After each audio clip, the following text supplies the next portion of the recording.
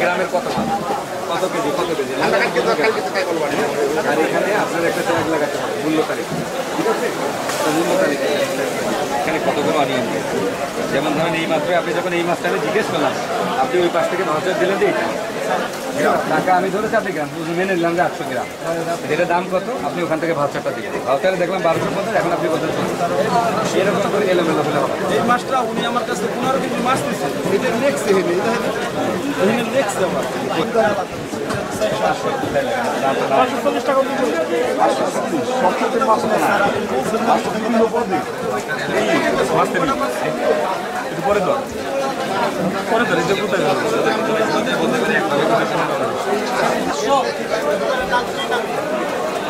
রাজবন্ডা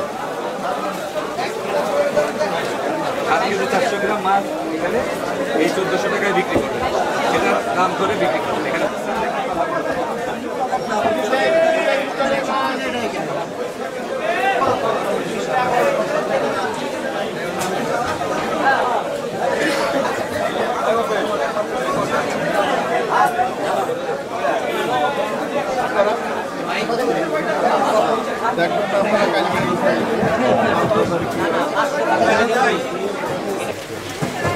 মালিক কোথায়?